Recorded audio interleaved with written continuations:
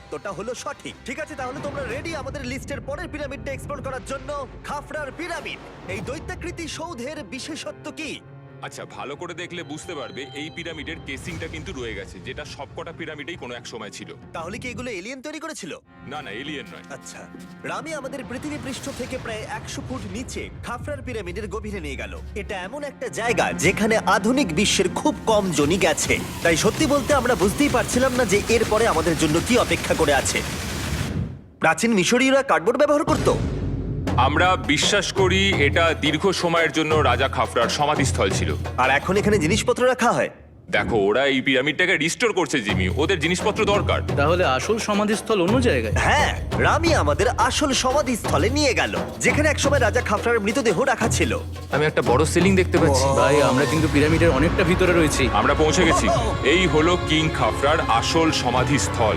আমার গোটা জীবনে আমি এমন জিনিস দেখিনি। এটা কি ভাই? এটা কি? দাঁড়াও, ডেটটা দেখো। যেই সমাধিটা আবিষ্কার করেছিল এই গ্রাফিটিটা তার।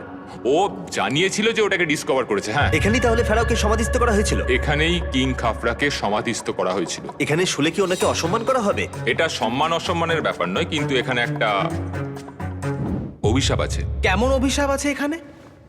তুমি জানতে চাও? না। ঠিক আছে, চলো এখান থেকে বেরিয়ে যাই আমরা অভিশাপ লেগে যাওয়ার আগে। ও মাই গড, এই পিরামিডটা সত্যি অসাধারণ ছিল।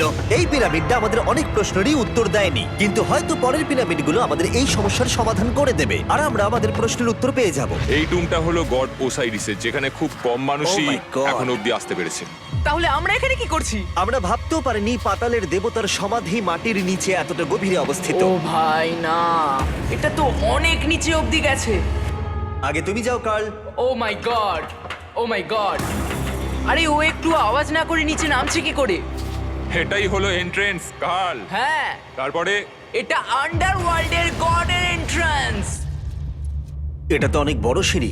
এটা কিন্তু সত্যিই খুব গভীর, মানে তুমি যদি পড়ে যাও। হ্যাঁ, নিশ্চয়ই আমি মরে যাব। হ্যাঁ, এটা কিন্তু সত্যি খুব ভয়ঙ্কর। আমার নিচে নামতে একদমই ইচ্ছা করছে না। আর যদি তোমাদের এটাতেও ভয় না লাগে তাহলে বলি এরপরে আমরা এটার মুখোমুখি হলাম। 3000 বছরের পুরনো মানুষের হাড়। ও মাই গড, আমি এটা কেন ধরে আছি? আচ্ছা, এটা কি খুলি? এটা একটা খুলি, হ্যাঁ। ও মাই গড,